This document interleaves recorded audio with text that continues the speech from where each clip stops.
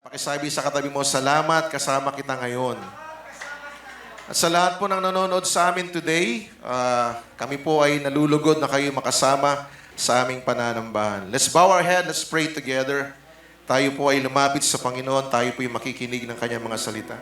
Hallelujah. Ama naming Diyos, kami pong lahat ay lumalapit sa inyo sa mga sandaling ito na meron pong puso na puno ng pasasalamat at paggalang, Panginoon.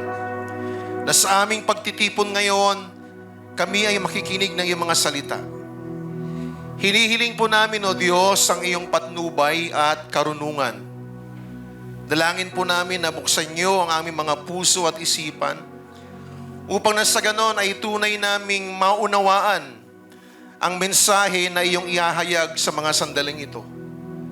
Nawa, Panginoon, ng banal na Espiritu ang magbigay liwanag sa amin at lalong magpatibay sa ating pananampalataya. Tulungan niyo po kami, Panginoon, na magpakumbaba sa inyong harapan at tanggapin namin ang mga salita ninyo, ang aral ninyo, Panginoon, na merong bukas na puso. Nawa, O Diyos, ang bawat salita na aming maririnig ay magbigay po sa amin, Panginoon, ng kalakasan, ng inspirasyon, ng hamon, Panginoon, upang kami po'y mamuhay ayon sa iyong kalooban. Salamat dahil naniniwala kami na sa aming kalagitnaan ay kasama ka namin at meron kang magandang gagawin sa buhay ng bawat isa, gayon din sa mga nanonood. Kasama namin, Panginoon, tumutunghay sa gawaing ito. Maraming salamat sa iyong gagawin. Ang lahat po ng ito ay aming hinihiling at pinasasalamatan po sa pangalan ni Jesus na aming Panginoon at aming tagapagligtas. At ang lahat po ay magsabi ng Amen. Amen. Bigyan natin ng malakas na palakpak ang Panginoon. Hallelujah. Tayo po'y makakaupo na. Muli po isang mapagpalang umaga sa ating lahat. Ating pong ipagpapatuloy ang ating pong mensahe, ang mensahe ng Diyos. Simula pa ho nung linggo, tayo po'y nagkaroon ng serye, hindi ho natapos ng linggo.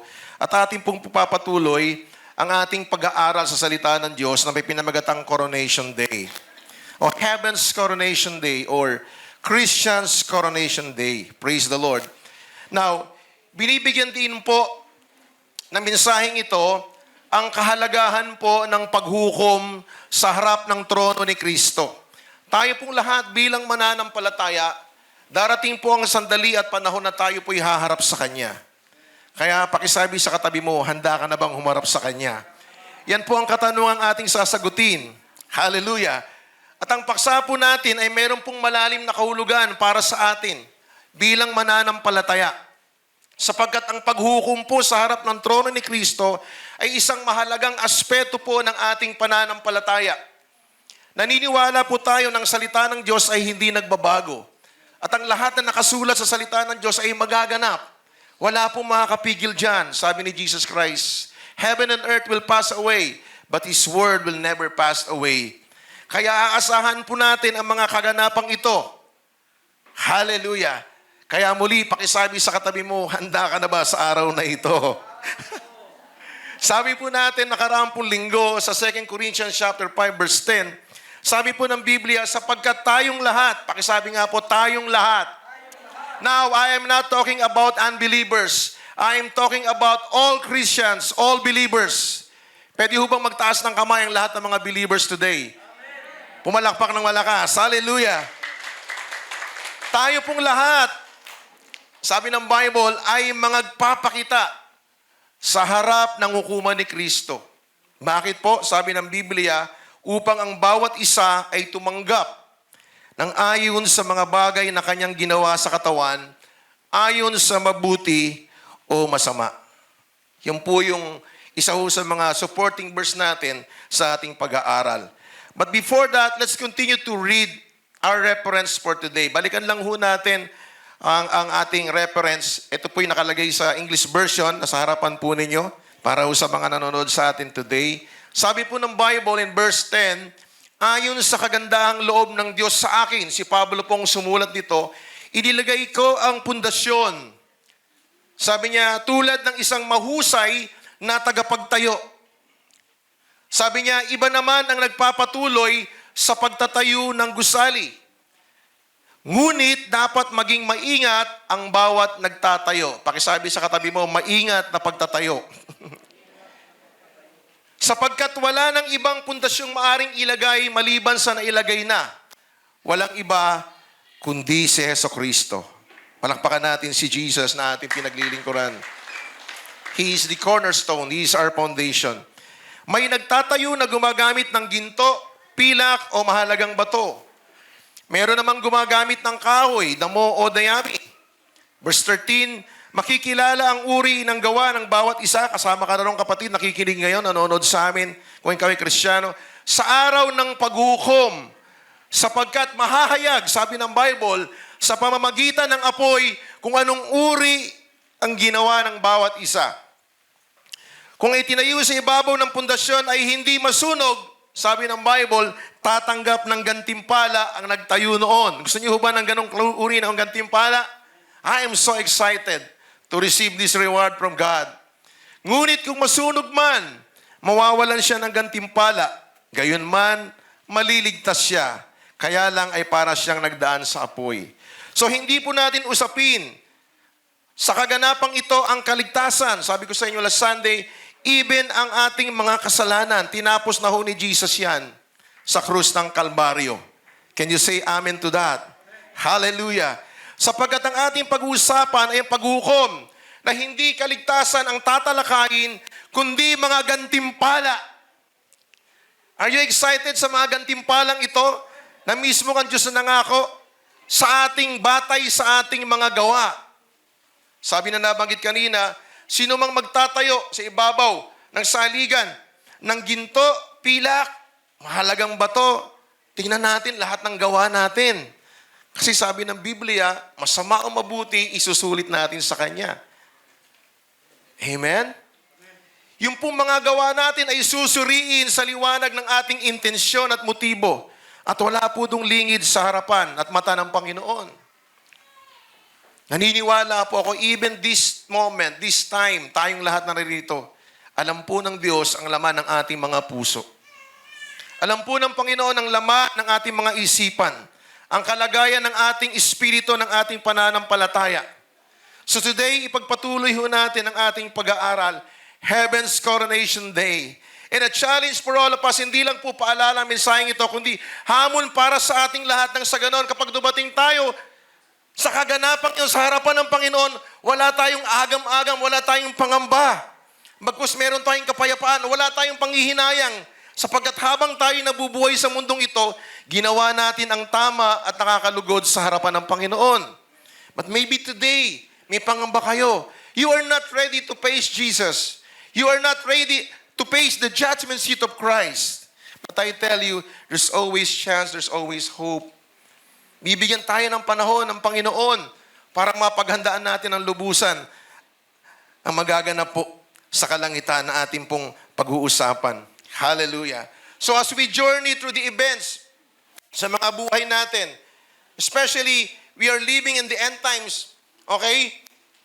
Darating tayo sa event na ito, nakalagay sa langit, a place in heaven.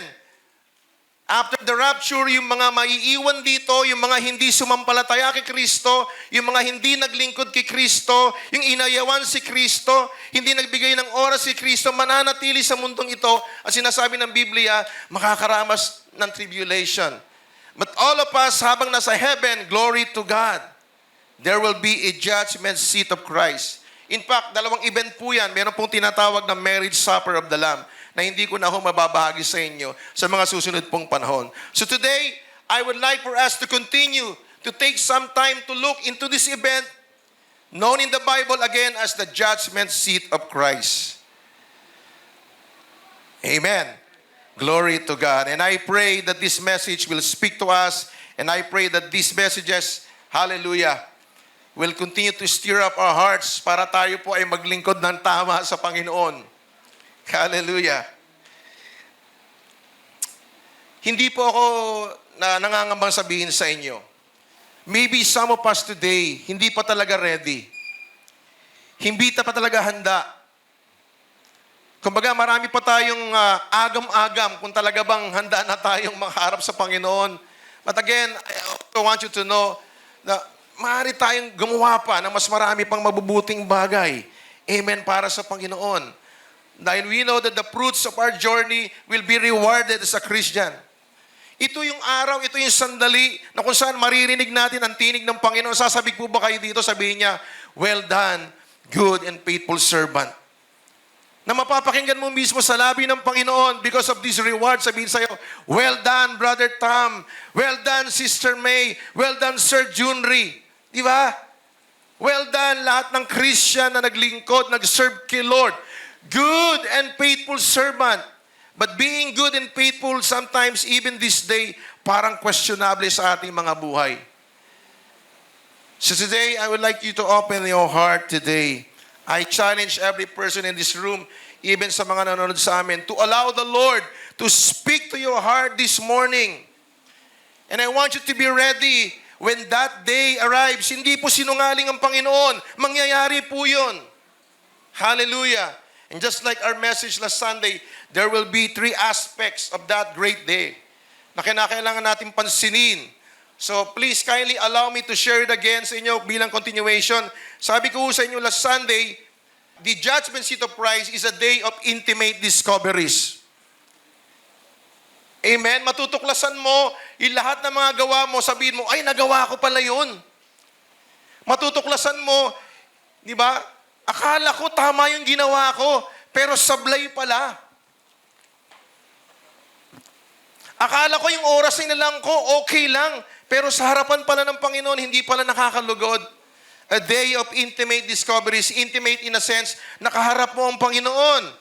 Ang Panginoong Yesus nakarelasyon mo. Amen?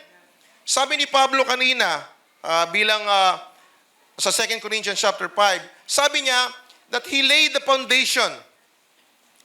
But it is our responsibility bilang Kristiyano, it's our duty to build on that foundation. Sabi ko nga sa inyo last Sunday, it is our duty bilang Kristiyano to build. Not just build, but build correctly. Hello? You build correctly. Sabi ng verse 11 kanina, malinaw na malinaw po, that this is an event na para sa inyo, para sa atin bilang believers. Na darating ang araw ng judgment seat of Christ. Hallelujah. Mga kapatid, I need to remind you today that you are one day closer to eternity than you were yesterday. Pwede pong mangyari yan. So you need to prepare to meet God. That's why with that in mind, tignan natin na madidiscover natin sa mga buhay natin that day. Sabi ko sa inyo last Sunday, our methods will be discovered. Sabi ni Pablo, sinabi niya, he tells us that how we build on that foundation. It will pass under the microscope of God in that day. And the whole idea of this verse is this. When the Lord save your soul, pwede ba makita ang mga ligtas na, yung mga naligtas na mga kaluluwa? Amen? He placed you on the foundation of the Lord Jesus Christ. But since the very moment you were saved, naligtas ka, nalagay ang pundasyon sa'yo, you have been building your life, even this time, this moment, hanggat nabubuhay ka pa, hanggat hindi ka pa kinukuha ng Panginoon. And this life can either be a thing of glory to the Lord, or it can be a thing of disgrace before the Lord. Because when we stand before the judgment seat of Christ, kakapatid, we will answer for how we have built our lives. Isusulit natin. At this point, tulungan ko po kayo na para maintindihan natin itong sinasabi ko. Sabi ko sa inyo, yung sinasabing bima o judgment seat is parang platform. Parang ganito, nakita ng lahat, kita ng marami. Hello? It's a raised platform. That's the context of tinatawag po nating bema or judgment seat. Sa panahon ni Pablo, ito po'y nasa sentro ng kanilang bayan, na kung saan ginaganap ang mga announcement, yung mga judgment, nire-render po yung mga commendation. So it was the bema o judgment seat of Christ. Kung saan binibigay po yung mga rewards. Saka sa panahon ni Pablo, sa mga Greek games, para mga Olympic. Binibigay yung mga corona. Hallelujah. So all public proclamation nanggagaling po dun sa judgment seat or bema seat. So isipin natin, it will be a place. Okay? Sabihin natin, for fear and trembling, kasi tatayo ka doon. Nako, kita ng Lord ng ginawa mo. Makakanagap kaya ng reward. Dadaan sa apo yun, sabi natin. Walang lingid sa Panginoon. You know what? Sa araw na yan, patutunayan ng Diyos na walang nalilingid sa Kanya. Patutunayan ng Diyos na hindi siya sinungaling. Patutunayan ng Diyos sa iyo, nakita niyang lahat ng puso mo, ng motibo mo, lahat ng kaisipan mo. Lantaran niyang ipoproklama sa kalagitnaan ng madla ng maraming tao sa harap ng kapwa mo mananampalataya kung anong ginawa mo sa lupa. And you will be rewarded. Sabi nga po, it's either bad or good. Ibig sabihin, merong Kristiyanong gumagawa rin ng masama. Pakitingnan mo katabi mo. Alam ko hindi ikaw yon, pakisabi mo. Amen. Hallelujah. Certainly po, marami siguro marirebuke sa atin doon. But praise God, many will be rewarded and blessed. So yung pong judgment seat of Christ, wala pong pinagkaiba doon. So that's the context. That's why si Paul sumulat po para sa mga Kristiyano. Maghanda kayo. Darating ang araw na ito, haharap kayo sa Panginoon and you will be rewarded. Lahat ng ginawa nyo. Hallelujah. So our methods will be discovered. Paano natin tinayo ang buhay natin? Hello? Diyan po ba kayo mga kapatid? Sabi ko sa inyo last Sunday, He has placed us in His ministry nung tayo naging Kristiyano to the world. And to accomplish this ministry, kilalanin natin ang ating responsibility. Amen ba? The privileges na natanggap natin kay Lord and even every opportunities na meron tayo. Sabi ko sa inyo last Sunday, binigyan tayo ng Diyos ng 24 oras bawat araw. Pero ang tanong, paano mo ginamit yun? Binigyan ka ng resources, binigyan ka ng lakas, ng talino, ng kakayahan, kumita ka. Pero ang tanong, paano mo ginamit yun? Binigyan ka ng mga gifts, binigyan ka ng abilities para gamitin sa kanyang glory. Pero ginamit mo ba o nagyabang ka lang? So that's the question. Binigyan tayo ng opportunities for service and for ministry. Pero sabi mo, tinatamad ka? Wala kang oras? Di ba hindi nakakalugod? Mga kapatid, our Master, our Lord Jesus Christ, He has entrusted us a ministry business. And He will require each of us bilang good steward, mag-give account tayo sa lahat ng ginawa natin para sa Kanya. Some of us here, we always use the word, I do it for the glory of God. Pero kita ng Diyos yun. And matutuklasan mo one day, kung sinasabi mo for the glory of God, totoo talagang for the glory of God.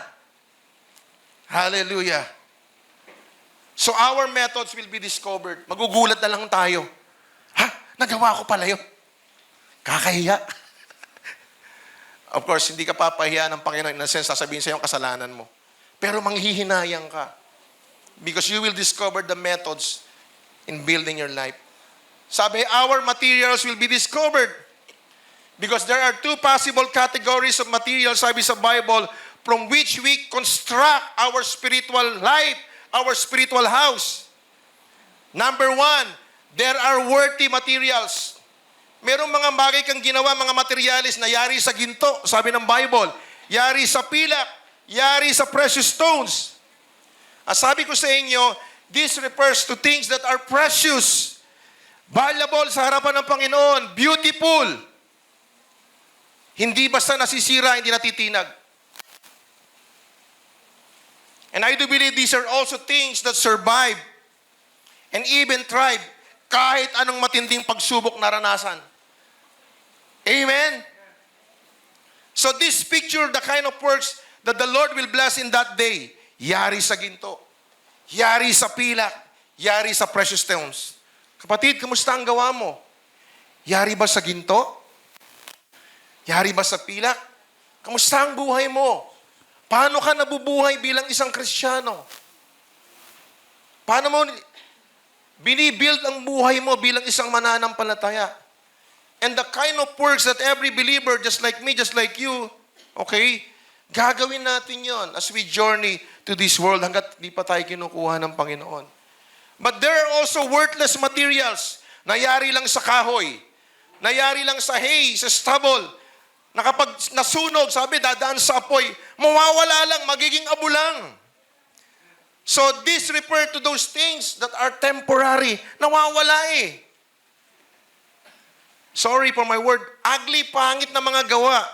Cheap, mumurahin. And easy to come by. So these worthless materials, they would speak of things that are done, ginawa mo out of the will of God.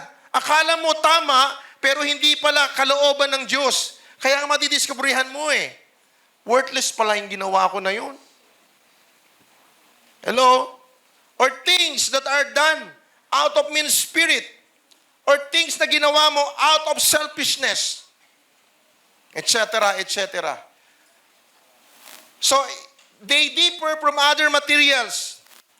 In that each of these is immediately, masusunog lang siya dahil gawa lang sa kahoy eh. Amen? So, this is also referred to a kind of activities na dapat nating iwasan, mga Kristiyano, mga kapatid ko sa Panginoon. These are activities, mga gawain, na huwag na nating bigyan pa ng oras.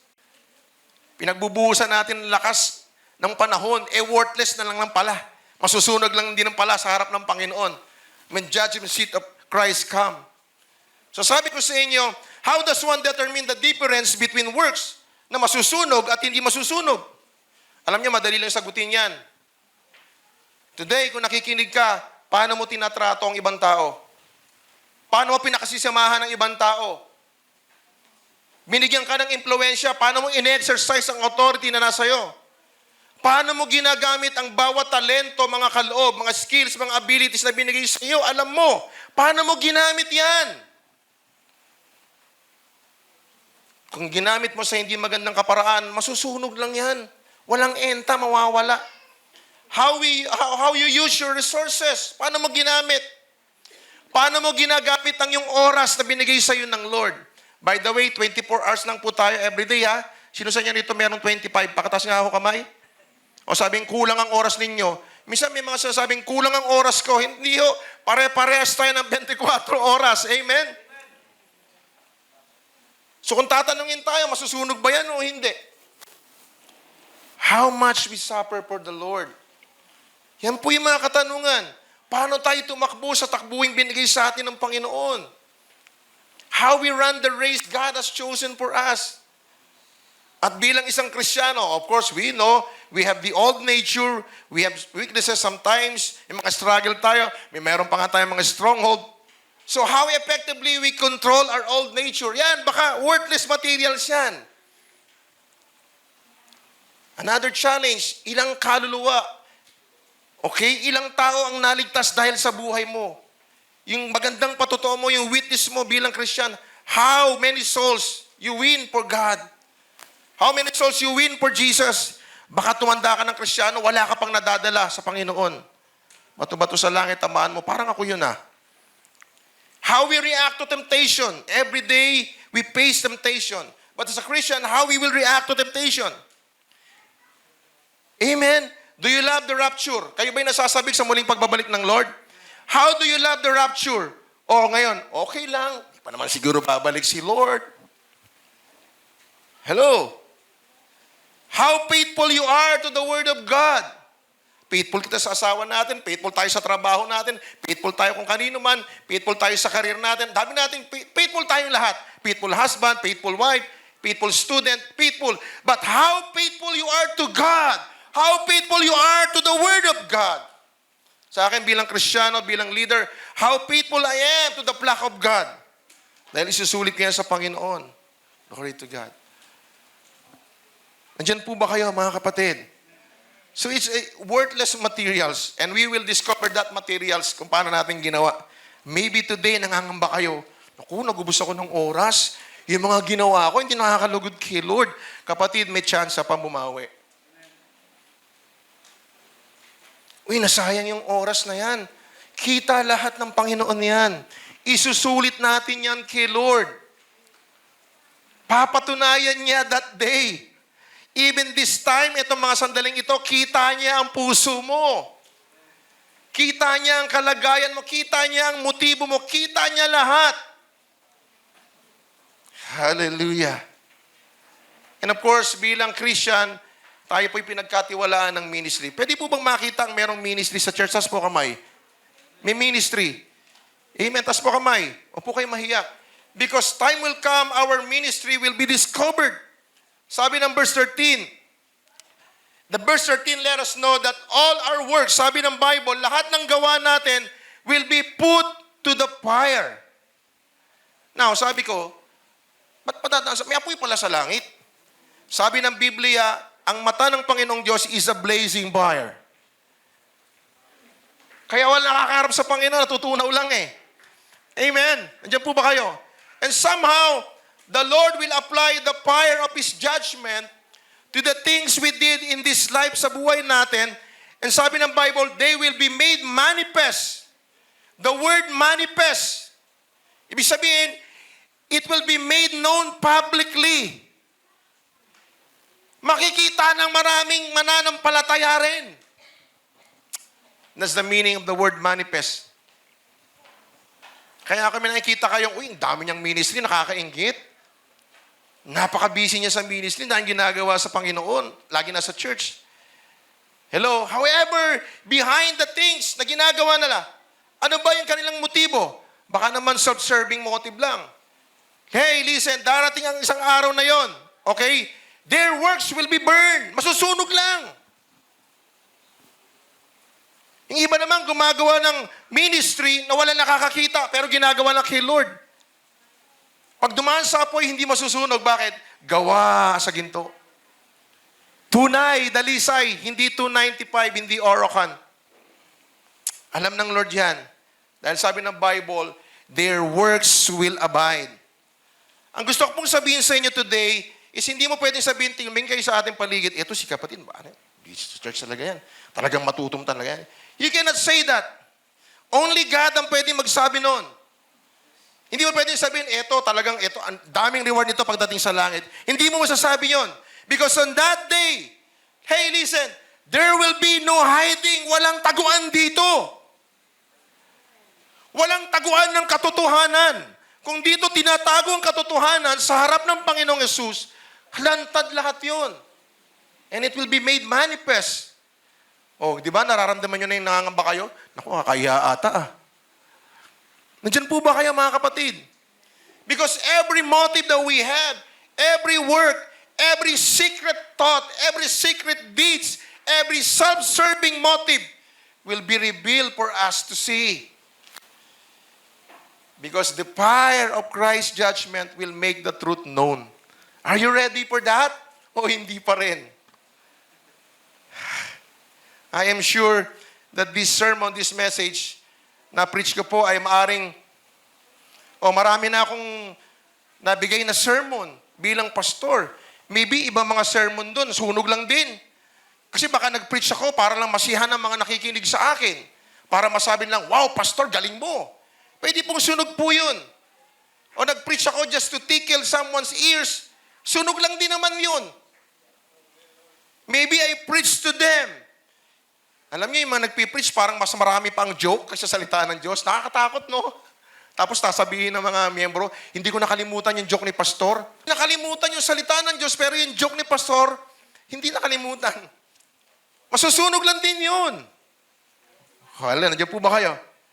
I am sure, mga kapatid, that many of the things I have done in the name of the Lord, I do believe will burn up before my eyes on that day.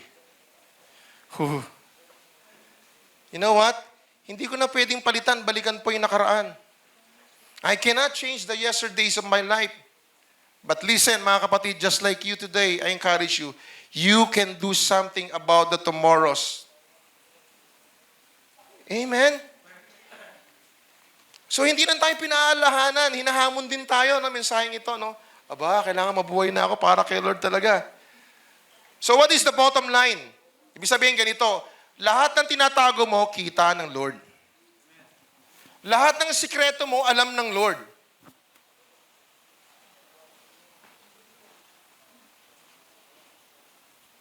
Lahat ng hindi mo kayang ilantad, lantad lahat kay Lord.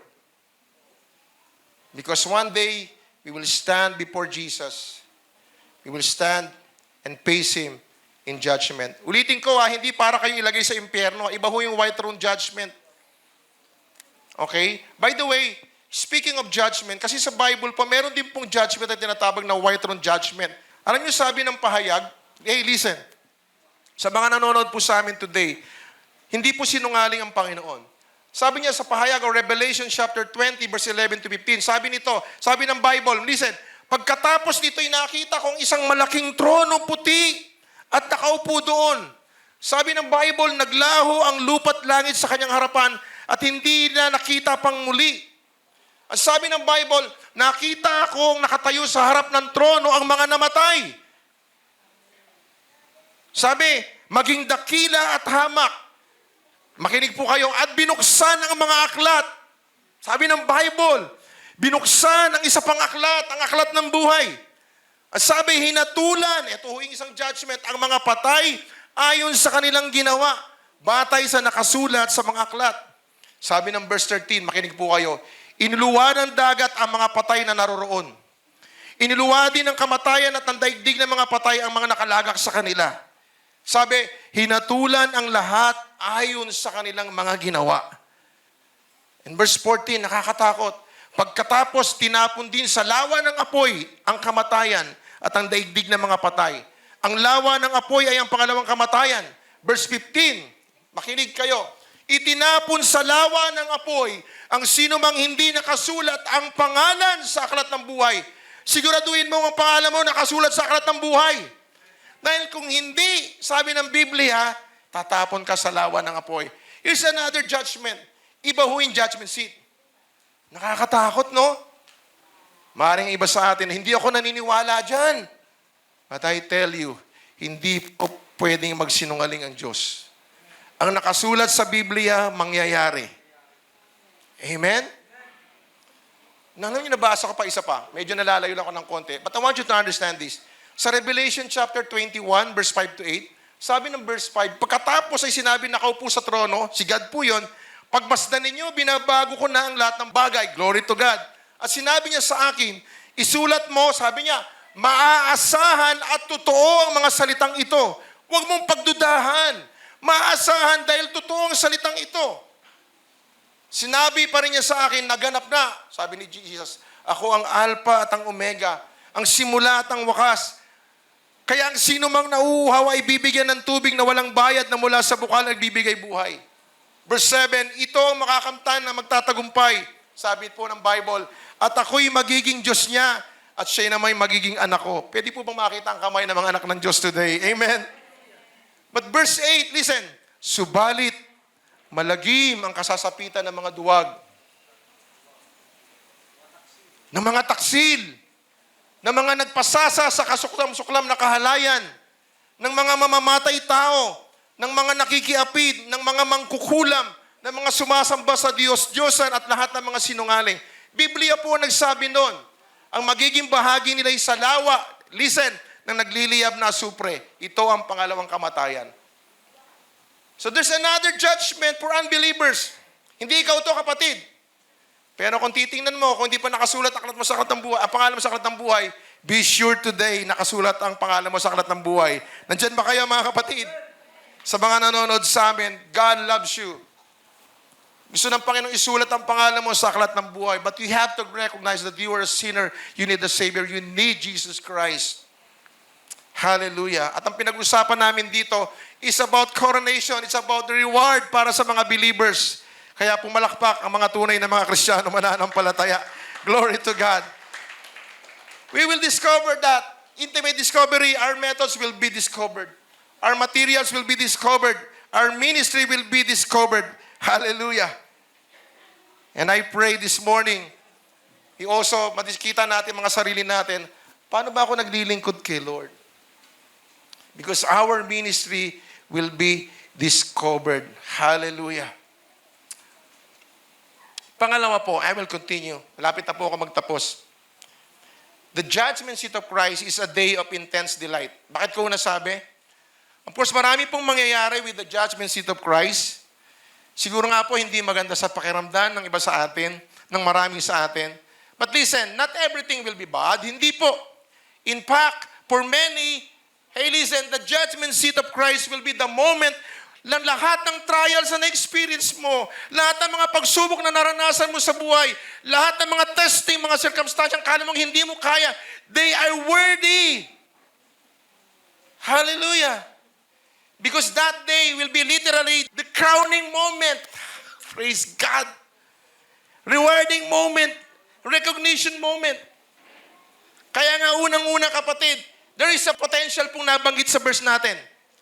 Because the first part of the verse tells us that there is a potential that some parts, lahat, ibang bahagi ng gawa natin, mananatili. Amen? Pag dumaan sa apoy, may mga gawa tayong mananatili. Woo! And would it be a glorious thing na makita natin na lahat ng ginawa mo para kay Jesus actually nanatili, hindi nasunog. And many will. And what happens to your works? All. Lahat na mangyayari doon, nakadepende sa'yo. Nakadepende sa akin. Nakadepende sa lahat ng gagawin natin sa buhay na ito.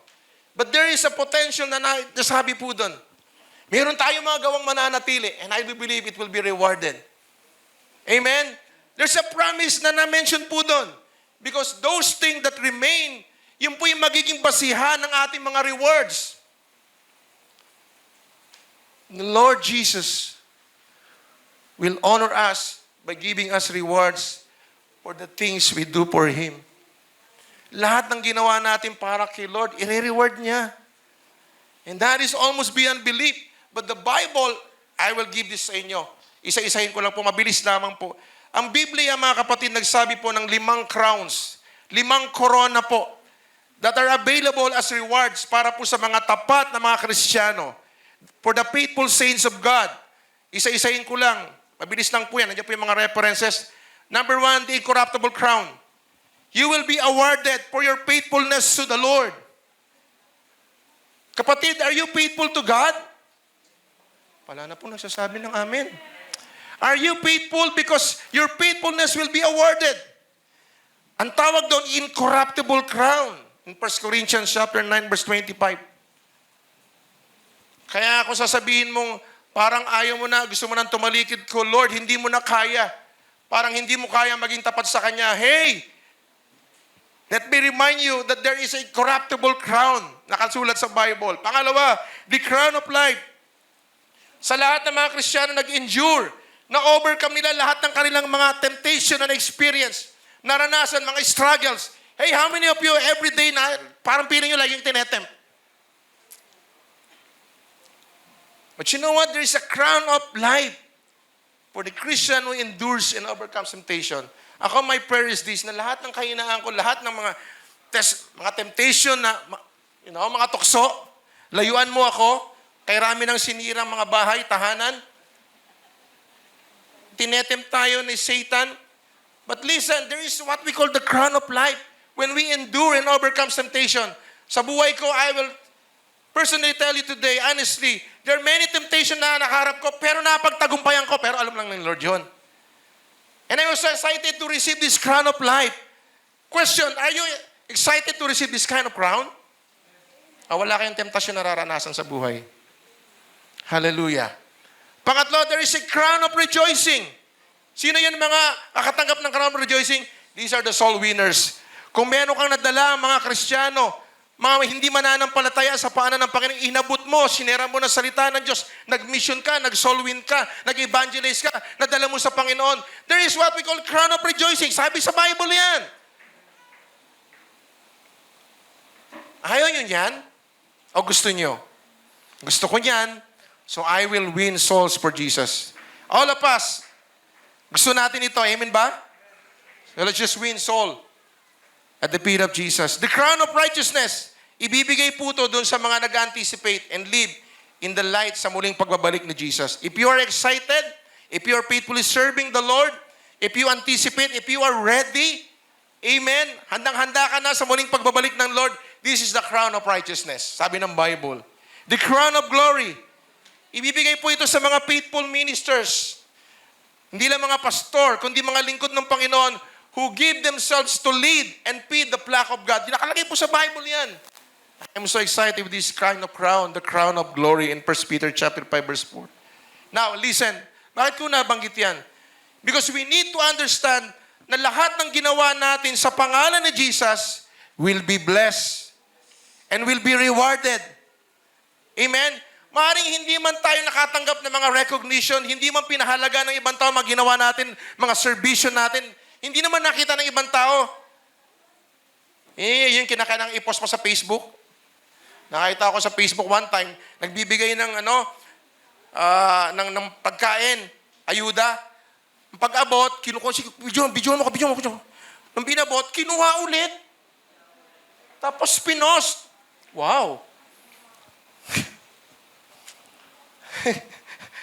Nakalungkot, no? But hey, every Christian, every deed we done in the name of Jesus will be blessed. Maring today, sabi mo, hindi naman nila napapansin ang gawa ko. Hindi naman ako napapansin ni pastor. Hindi man lang ako binigyan ng love gift. Hindi man lang ako na-recognize sa pulpito. Magkapatid, rest assured na sa harapan ni Jesus, hindi yan nakakaligtaan. And you will be rewarded. And you will be rewarded fairly for your sacrifice for the Lord.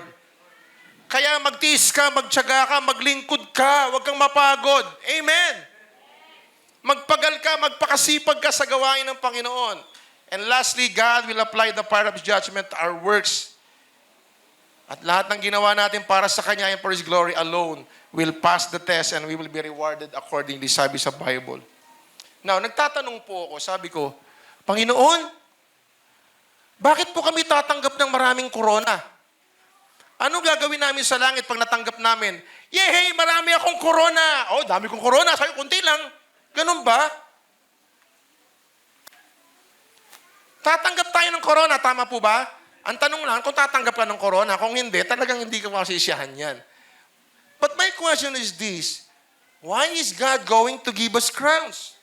And then nabasa ko, I found out in Revelation chapter 4, verse 9 to 11, we cast these crowns at the feet of Jesus to honor Him. Hallelujah. Yung lahat ng corona natin, ihahalat manggihapon natin sa paanan ni Jesus. So, ano mangyayari? May enhance lalo ang glory ng Lord. Palapakan po natin ang Panginoon. Hallelujah! Sabi ko, bakit? Para magyabang kami, magmalaki kami, mayroon na kaming crowns. We cast out at the feet of Jesus. Hallelujah! Amen? How many of you are excited sa araw na yon? Hindi pa rin kayo excited? O maybe kaya kayo hindi excited, nangangamba kayo, natatakot kayo. Hindi pa tayo handa. And lastly, this is my point and I will end. Judgment seat of Christ will be a day of immense disappointments. Bakit? Kasi nabanggit sa verse natin, there will be pain. Meron kang sakit na mararamdaman. Pain that is mentioned. Because while some of our works will remain mananatili, others, sabi, will be destroyed before our eyes. Masusunog lang. And I do believe this will surely be a painful time for every believer. Na lahat ng ginawa mo, akala mo tama, akala mo para kay Lord, sunog lang pala. Nakakapanghinayang, sakit sa damdamin. Ginawa ko pa naman para kay Lord, sunog lang naman pala. Hello? Hindi ko sinasabing iiyak ka doon. Pero manghihinayang ka, masakit po yun. Kaya nga walang lingid sa Panginoon eh. Walang natatago sa Kanya. And maybe time will come, lahat ng ginawa mo, akala mo ginawa mo para kay Lord, suddenly it will be destroyed before your eyes. Masakit po yun. There will be pain na mention po doon, right? Diba? Dumaan ka sa apoy. And thankfully, after this event is past, Jesus Himself, siyempre, He will wipe away every tears.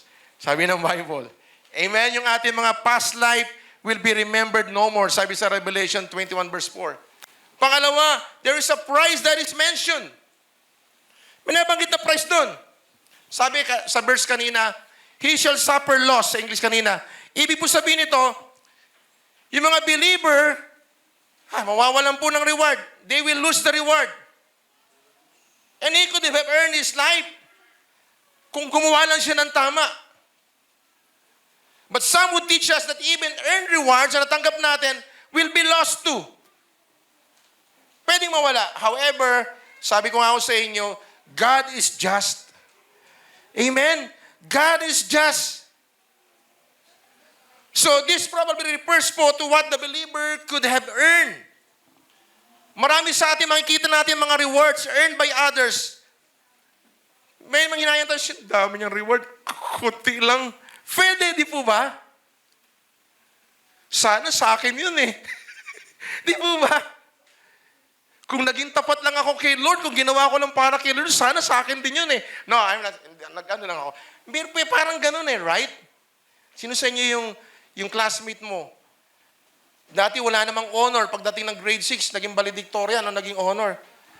Di ba? Nagbulakbul ka, hindi ka nag-aaral mabuti. Kita mo siyang umakit sa stage. Na dating kulelat lang, pero nasa taas, sabi mo, dapat ako yan eh. Po ba? It will be painful. Because there is a price na na-mention dito. I don't know about you. Pero kung ako sa inyo mga kapatid, I want to be as faithful as possible bilang Kristiyano so that I might win every reward that I can. Of course, the reason is not para hindi magmalaki, para magparada sa heaven. Oh, dami kong crown, dami kong trophy. The reason is this, para marami akong maibigay kay Jesus. Para marami akong maibigay sa pana na crown para kay Jesus.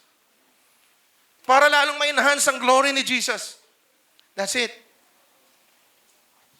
Sa Bible, yung pong master na nire-reward yung mga servants na faithful.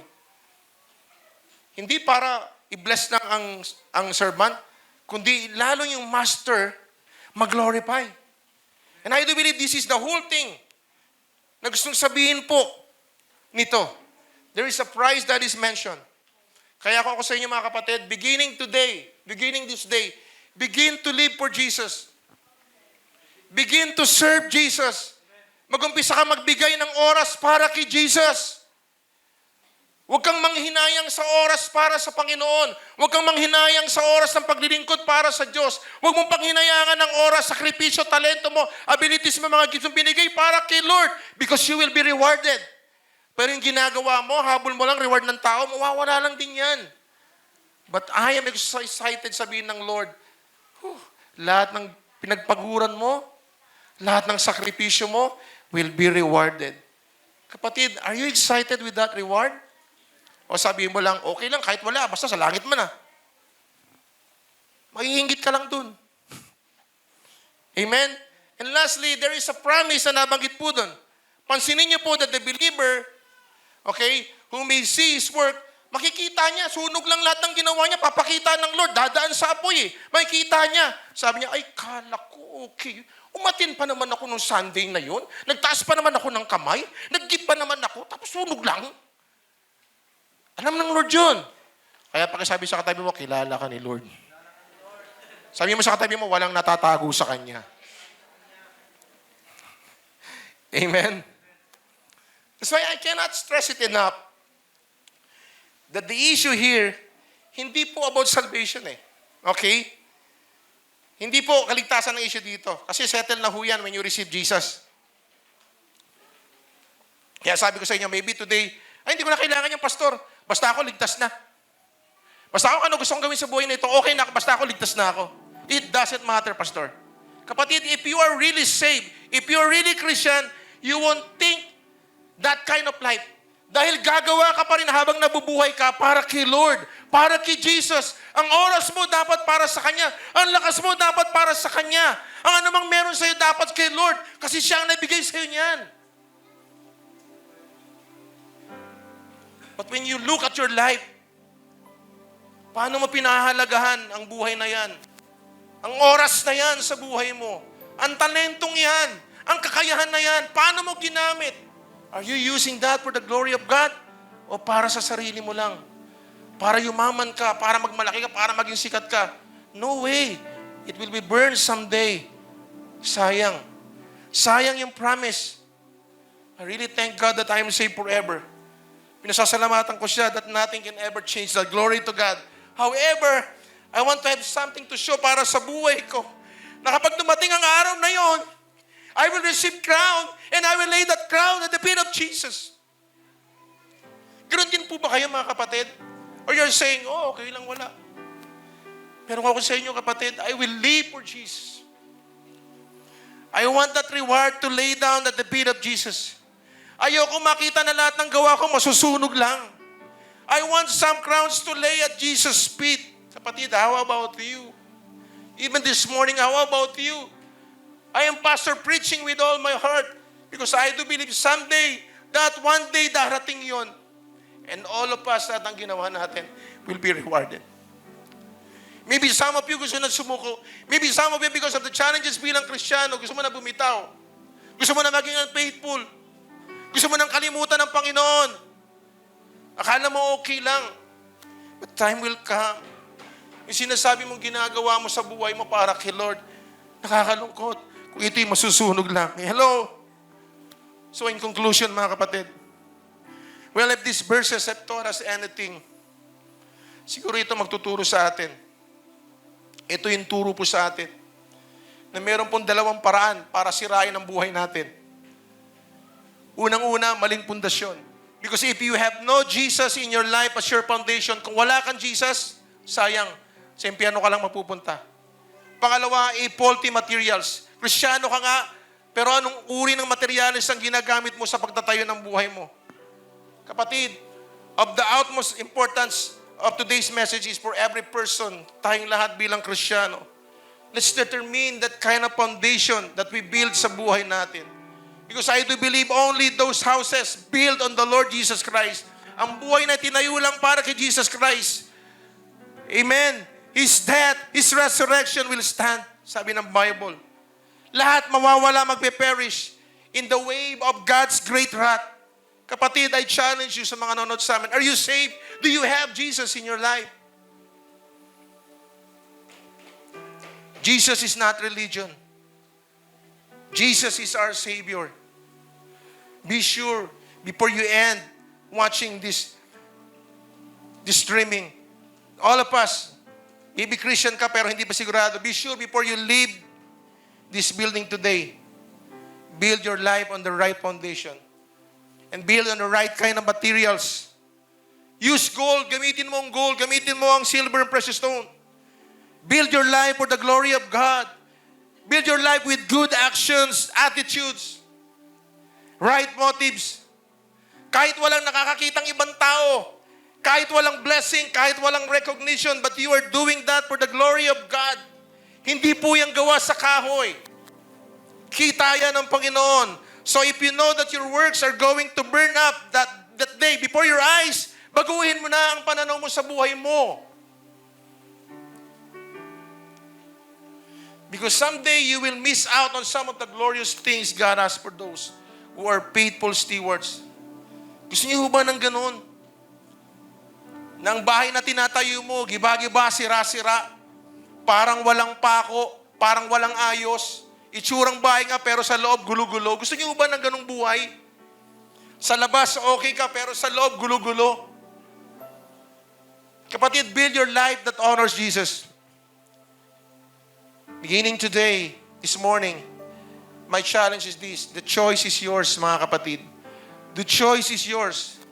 But the reality remains, darating ang judgment seat of Christ. Darating yan. Mangyayari yan. At ang magiging kaganapan mo doon, kapatid, magiging buhay mo doon, nakadepende sa'yo how you live today habang nabubuhay ka. So it's a challenge for all of us. Kala nyo, nire-remind lang tayo, darating pala noon. It's a challenge for all of us to really live for Him. So today, this morning, I challenge all of you, mga kapatid. Seryosohin mo na ang pagiging Kristiyano. Seryosohin mo na yung pagiging mananampalataya ni Kristo. Seryosohin mo na ang ginagawa mong paglilingkod para sa Kanya. Amen? Yung oras na nilalaan mo, bigyan mo ng tamang puso, ng tamang kaisipan. Huwag mong babaliwalain sapagkat lahat yan hindi lingid sa Panginoon. And time will come on the blazing eyes of the fire of Jesus. It's up to you kung yan ba'y masusunog o hindi. Ayaw kong maghinayang sa araw na yon. Gusto niyo ba ng gano'n? Ayaw natin manghinayang? Amen? Gusto ko makakatanggap ako ng reward. If that you, kung gusto mo ng gano'n, if you are a Christian who wants to live for the glory of Jesus, okay? Yung buong puso, yung totoong motibo, amen? Pwede ba kayong tumayo? I challenge all of you, those who want to live for Jesus, please kindly stand because the choice is yours. And I tell you again, once again, the reality will remain. Heaven's coronation day, judgment seat of Christ will come. And how it turns out para sa atin. And I will end. Listen, alam niyo kagabi, I'm so happy to see Carlo Yulo. Hallelujah. Nilalagyan ng gintong medalya. You know what? Nung manalo siya, he was crying. He was crying on the floor. He cannot understand. Ooh. Siguro naalala niya yung mga sacrifices niya. You know what? Si Carlos Yulo is so young. Batang-bata pa lang nag-practice na. And that moment kagabi, when I see him, wow, he is crying parang bata. Kasi alam niya, he won the gold. And is so proud to be a Filipino, standing, nakita mo si Yulo, and here comes the lupang hinirang. Hallelujah. Inaawit yung anthem ng lupang hinirang. I'm so proud to be Filipino. But you know what, before that, ang tapos po ng laro niya, of course, the floor exercise, nung pababa po siya, pababa na po, dala-dala yung ginto. Alam sabi, narinig ko sa kanya, dinig ko, it is for God. Tingnan niyo po yung video. Sabi niya, it is for God.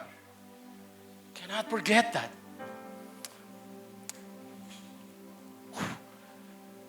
How about your life? Ang buhay ho natin. When we stand before the Lord, kakanagap ka tayo ng reward. And of course, that reward is for the glory of Jesus. We will cast down at the feet of Jesus to enhance the glory of Jesus. Kaya pala sabi ng Bible, in everything we do it for the glory of God. I want you to lift your hands to God. Bow your hands. We will pray together. Come on. Sino po sa inyo nagnanais ipagkatiwala ang buhay nila para sa Panginoon? Na simula sa araw na ito, maglilingkod ng buong puso para sa Panginoon. Na mula sa araw na ito, ang desire mo is to please God. To serve Him. To faithfully serve Him. So it's about time for all of us to really live for His glory and for His honor.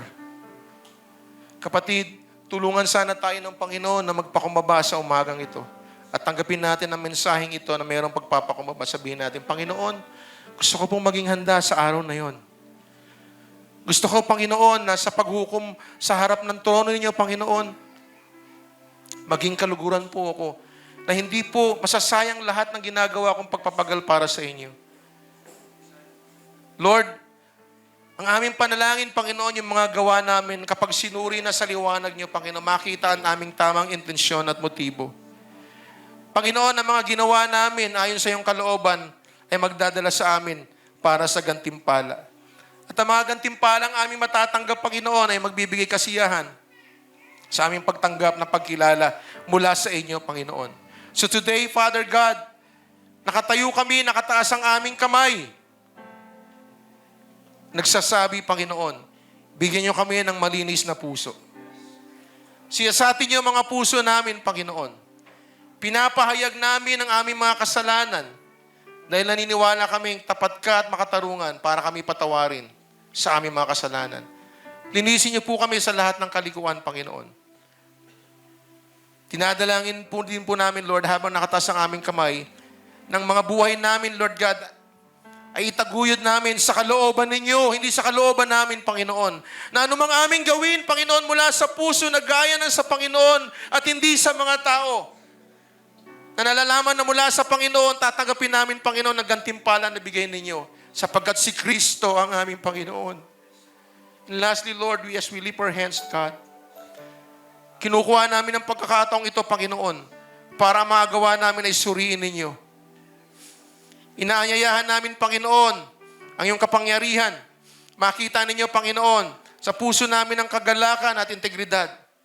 Nawa, Panginoon, ang buhay na ito ay magbigay ng kaluwalhatian sa inyo sa lahat ng aming ginagawa upang na sa ganoon kami maging karapat-dapat sa lahat ng gantimpalang aming matatanggap. Lord, lastly, Lord, habang nakataas ang aming kamay, nagpapasalamat kami sa inyo, sa inyong biyaya at pagmamahal. Tulungan niyo po kami maging tapat sa aming mga gawa at maglingkod ng buong puso Panginoon, nawa po ang aming buhay simula sa araw na ito ay magbigay ng kalwalatian sa inyo at maging handa sa pagharap, sa paghukom sa harap ng trono ni Kristo. Salamat, Lord. Tanggapin niyo ang buhay na ito. Muli, tanggapin ninyo, Panginoon, bilang haing buhay, bilang sakripisyo, bilang pagsamba. Ito po ang aming panalangin sa pangalan ni Yesu Kristo na aming Panginoon at aming tagapagligtas. Ang lahat po magsabi ng Amen. Palakpakan natin ang Panginoon. Ginawa niyo po ang panalangin niya, and I pray beginning this day, you live for the glory of Jesus. Huwag niyo pong sayangin ang oras na binigay sa atin ng Panginoon. Let's live for the glory of Jesus. Amen. Hallelujah. May the Lord bless you, and may the Lord keep you, and may the Lord make His face to shine upon you. May He lift up His countenance upon you, be gracious unto you, giving you His peace. May you continue to live for God's glory and purpose, being ready for the coming of Jesus and for the judgment seat of Christ. May you continue to live empowered by the Holy Spirit, being used as an instrument for the salvation of many souls. May you have the courage, determination, and anointing to bring souls at the feet of Jesus. May a changed life, vibrant witness, and the evidence of inward life be yours. Hallelujah. May the unending love of our great Father and the grace of our Lord Jesus Christ and the empowerment of the Holy Spirit be with us all now and evermore. Lahat magsabi ng Amen.